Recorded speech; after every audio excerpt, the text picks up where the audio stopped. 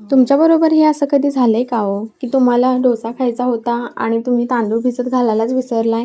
तर काही टेन्शन नाही. मी तुम्हाला एक साधी सोपी ट्रिक सांगते, जी की तुम्ही तुमच्या मुलांच्या टिफिनलासुद्धा झटपट देऊ शकता आणि एकदम टेस्टीसुद्धा बनते. तर काय करायचं आहे, तांदूळाचं पीठ घ्यायचं आहे. हे फक्त तांदूळ दळून आणलेले आहेत. यामध्ये बाकी मी काहीच ॲड केलेलं नाही आहे.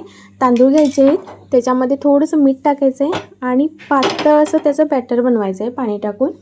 आणि ते बॅटर पातळ लागतं आणि नंतर आपण पॅनवरती तेल लावून हे बॅटर इव्हनली स्प्रेड करायचं आहे. मी ज्या पद्धतीने करते त्या पद्धतीने आपल्याला करायचं आहे.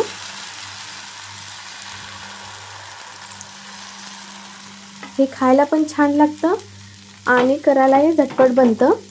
कधी जर तुम्हाला उठायला उशीर होत असेल किंवा मुलांच्या टिफिनमध्ये काय बनवून देऊ हे टेन्शन आलं असेल किंवा कधी कोणाला डोसा खायचा असेल आणि तुम्ही तांदूळ भिजत घालायला विसरला असेल, तर हे तुम्ही एकदा नक्की ट्राय करून बघा.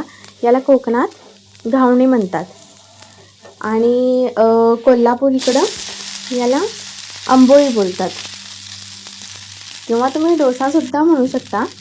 आणि हे खाताना तुम्ही हे चटणीसोबत किंवा बटाट्याच्या भाजीसोबत सर्व करू शकता. तुम्ही क्रिस्पी झाल्यानंतर हे आलटून पलटून भाजल्यानंतर काढू